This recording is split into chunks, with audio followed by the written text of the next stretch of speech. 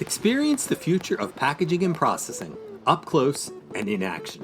Explore groundbreaking innovations, engage with hands-on solutions, and connect with the experts transforming the industry. See how these advancements can revolutionize your products, production lines, and business. It all starts here. Don't miss out.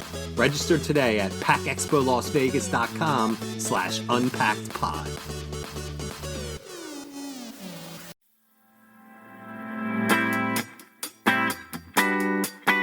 You're listening to Unpacked with PMMI, where we share the latest packaging and processing industry insights, research, and innovations to help you advance your business. Hi, and welcome to Unpacked with PMMI. I'm your host, Sean Riley. In today's podcast interview, we dive into PMMI's latest white paper on artificial intelligence with George Blunt from Interact Analysis. Obviously, AI is everywhere right now, but George discusses its growing influence on manufacturing and particularly packaging and processing. The white paper focuses on 5 key AI technologies anticipated to have significant impacts on the packaging industry: AI co-pilots, machine vision, predictive maintenance, digital twins, and connected worker platforms. He also addresses some of the barriers to AI implementation, such as cybersecurity concerns, data quality, and the need for proper planning. The white paper provides practical advice for companies looking to integrate AI, urging them to start with small, manageable projects and to engage with AI solution providers early in the process. Overall, the discussion spotlights the potential for AI to drive incremental improvements in the industry, making it an essential tool for future growth and innovation. Let's have a listen. So, with all the fancy introductions out of the way, welcome to the podcast, George. Thank you very much, Sean. It's good to be here. The pleasure is all ours.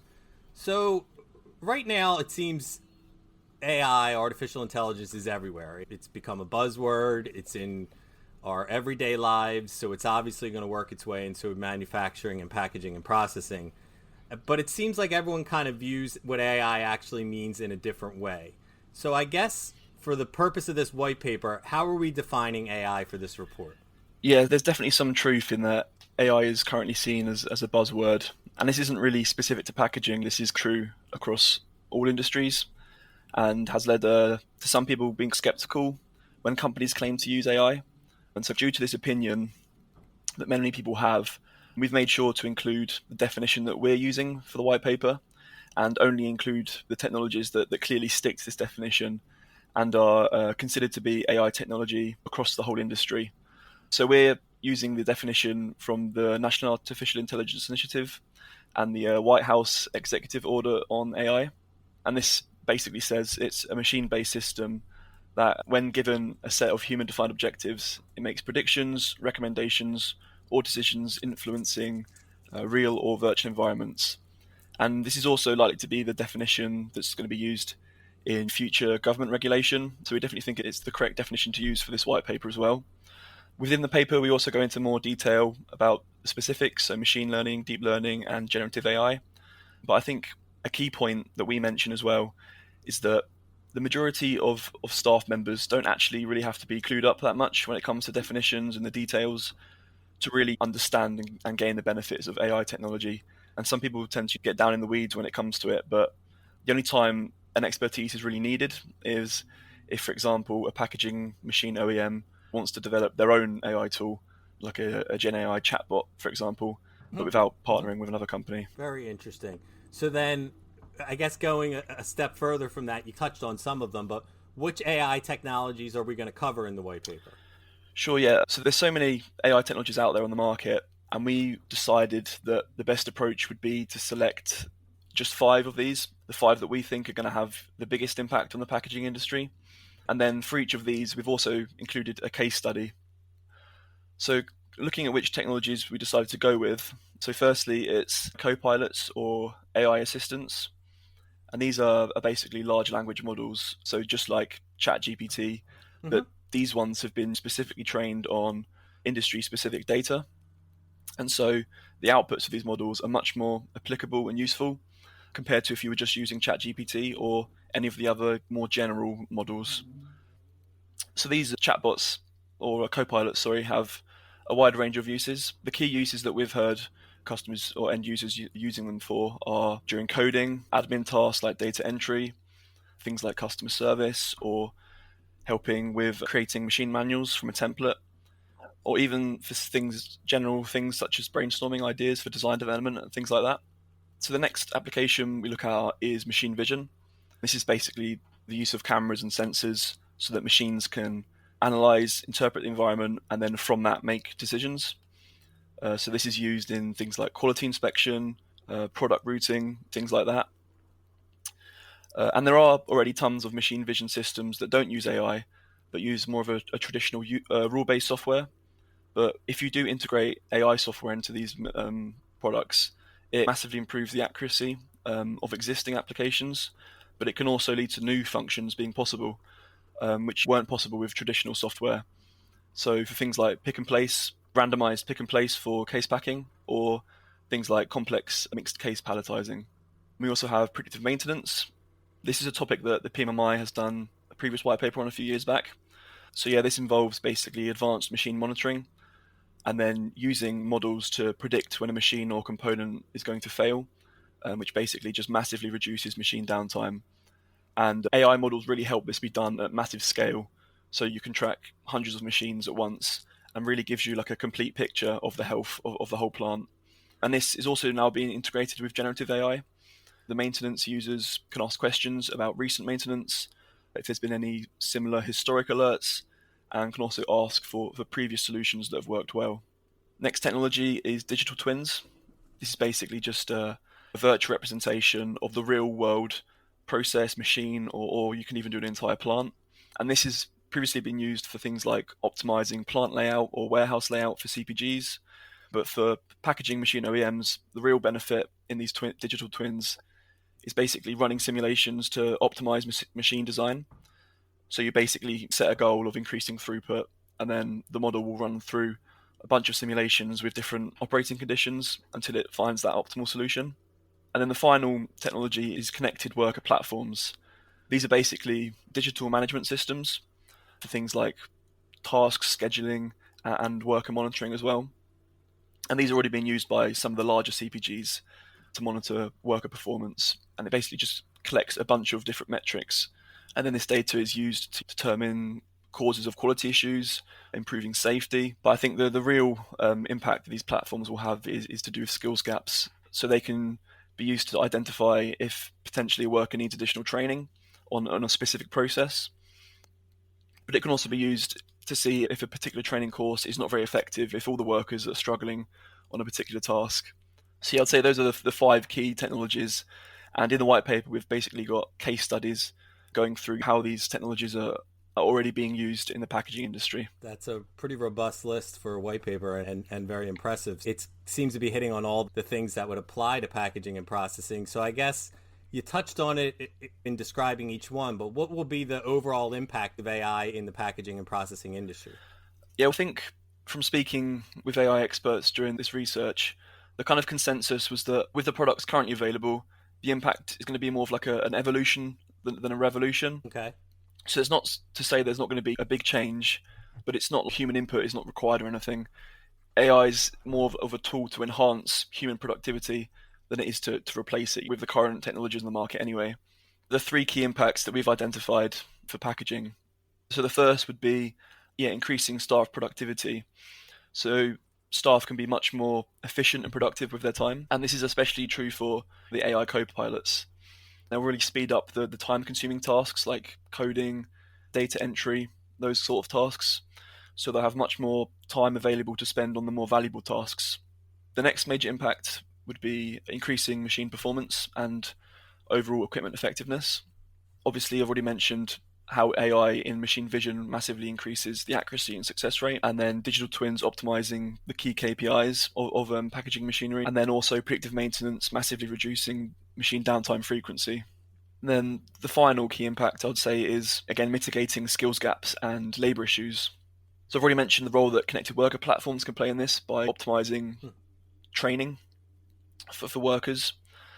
AI co-pilots will massively help with this, as it's almost like having an experienced staff member with you at all times, so you can ask questions, get quick responses. And so this basically allows newer workers to upskill themselves, which is obviously massively useful, especially with such high turnover we're seeing. But it'll also help with things like improving coding standards, as most of these co-pilots give syntax recommendations. They automatically add code comments and things like that. And I think what's really interesting about AI technology is that investing in these tools isn't just like a one-off improvement. The longer these models are in use, the more data they collect, the better the outputs of the models are. So it's basically like a continual improvement of KPIs as opposed to just a one-off investment. And also the tools will become more effective as the actual staff become more familiar with them and you potentially use them in ways that haven't really been used before. So that's what's, I think, really interesting when you compare AI to traditional automation. It's not just a one-off improvement. Interesting, and it goes along with your evolution rather than revolution, where it's something that's going to build on, each model is going to build on the previous model. Definitely. So I guess, what about in terms of actual product development for packaging machine OEMs? What impact will AI have in that aspect? Definitely, yeah. So when you specifically look at OEMs, there are a few opportunities out there. I'd say that the first is how AI can potentially unlock new machinery features that previously have not been possible. So, for example, it could potentially make cobots move quicker and have a heavier payload because utilizing AI software will make them much safer in terms of detecting when humans are nearby. There's also the potential of OEMs developing their own AI software, so for things like customer support. So that's another product development opportunity. But I do think it's much more likely that this will be done through partnerships with actual AI solutions companies. The final key development I'd say is with the improvements we're seeing in predictive maintenance, it could lead to an increase in OEMs offering machinery as a service. And this will allow OEMs to track machine health for thousands of machines all over the country and taking ownership of the data as well. So that's another potential opportunity for OEMs out there. But it does seem that it's at a very early stage of OEMs figuring out how they can best utilize AI technologies. And so it's definitely going to be interesting to see how this develops and what potential that it has in the industry. Yeah, I would agree with that statement that it is, because we're in such the early stages of it, we're not sure exactly how deep it's going to go into product development and things like that in the industry. I guess we've listed all these things that are obviously great about AI and all these good things that people are using and integrating that can be integrated into technology and into innovation and packaging and processing. But there has to be some hesitations with some people. Are there any barriers that you've heard from your interviews when you were putting the white paper together when it comes to implementing AI solutions? Yeah, there was definitely some concerns that we heard during our interviews, and the major concern was definitely cybersecurity. But as AI is more of like an umbrella term, the actual amount of data required for each technology massively. So predictive maintenance does require a lot of data. It requires consistent, constant machine monitoring. So that's one side of the spectrum. But then you have the things like digital twins, and they usually, if it's being used for optimizing machine, they only really require the specific machine parameters to develop and train the model, and no more data is required. Cybersecurity is only an issue with certain AI technologies, and it's always going to be a challenge, I think. But as trust in these tools increases, then there is the potential that the concerns will decrease as well. One barrier that we heard a lot from AI experts and individuals in AI solution companies was the state of like CPG and OEM data collection and their like data historian infrastructure. And so it can sometimes take a very long period of time for companies to sort out their data before any of it's actually of any use to an AI model.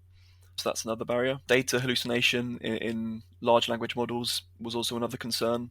This is basically when the output of the model contains incorrect information. And obviously this can have quite major impacts if, say, someone's using it for maintenance advice. And there have been like some solutions regarding this. So verifying results from a skilled staff member. But obviously this issue is going to be difficult to convince staff to trust the outputs just because of the consequences. And some of the other ones we heard, but not as often. So there was job security. But as I said before, I think the current tools are not at that level where they're replacing humans yet. They're more increasing the efficiency of humans. Another one was potential pushback from older employees. They just prefer doing things their own way. They don't tend to like using the co-pilots. And then the final concern was that despite these tools helping with the skills gaps, it's more of like a sticking plaster than actually dealing with the core problem. In the HMI, for example, there's so many tools that users can use for help, but they don't actually understand the fundamentals. So yeah, I'd say those were the main concerns that we've been hearing throughout the interviews. Interesting. And it sounds like a lot of it lies in the sort of fear of the unknown and the fear of, like you said, this technology coming and taking over. And I think we've seen, at least in the early stages, that's not necessarily the case. And it's more of an incremental growth that, like you said, is helping with things like skills gap versus replacing people and doing jobs for people that they had done previously. So that's interesting to hear some of the fears, but it also makes sense. It's a new innovation, a new technology that is, like you said earlier, a buzzword, and people tend to fear the new. Like we even said about like older employees and stuff like that aren't necessarily interested in the change. So I guess with all that, with all the good, with all the bad, what advice, you put this white paper together, what advice would you give to CPGs and packaging machinery OEMs who are looking to maybe implement an AI solution? Yeah, so I'd say that this is definitely probably the most useful aspect of the report, as it seems that there are so many companies out there who are interested in implementing AI but just don't really know where to start. Throughout our interviews, we've been asking the experts, what would you tell a packaging machine OEM or a CPG who is looking to invest in AI? We've collated all their responses together for the white paper. And so I'd say that the first key piece of advice is to have a clear plan in mind of what you want to achieve, because obviously due to the nature of AI, there's so many things that these tools can help with. So it definitely makes sense to have a clear definition of the problem that you're trying to solve or the process that you're trying to improve. So you can really focus on what you actually want to achieve. And this also helps with understanding what data needs to be collected and things like that. Another piece of advice which is related to that is don't treat AI as a fix-all solution. AI is just one of the tools that companies can use to solve a problem, and it should be treated like that. So target a specific issue or target a specific KPI, and then examine an AI as one of the possible options, as opposed to just saying, I want to use AI, have a clear idea of what you want to do with it. Another piece of advice is to get a head start when it comes to in integrating AI, is to start collecting and storing relevant data early. This is especially important for predictive maintenance and the connected worker platforms, so making sure you're collecting the correct data. This is because for a lot of AI solution companies, that the first stage of the project could often take a long time if they have to start by organizing all the data collection that hasn't really happened yet and tidy it all up. And then the final bit of advice I'd say is speak to an AI solution company early, and to start with a small and achievable project, just to make sure that the project goes smoothly. So yeah, I'd say those were the main bits of advice that were given to us by AI experts. That's terrific. And just listening, I can tell you that this is going to probably be one of PMMI's more popular white papers, and I think people are going to jump all over downloading this to try to get as much information as they can on AI, as I know everyone is scrambling to figure out how it's going to benefit OEMs, how it's going to benefit CPGs. So I think this is going to be a terrific aid for them and great research that they're going to want to take advantage of. So I want to thank you, George, for taking time out of your day to come on here and explain the white paper a little bit and set it up for people who are going to want to download it. So thanks again, George. Yeah, no problem. Thank you very much for having me on. Thank you. Please rate, review, and subscribe. To do that, go to the iTunes podcast or Spotify app on your phone and search for Unpacked with PMMI.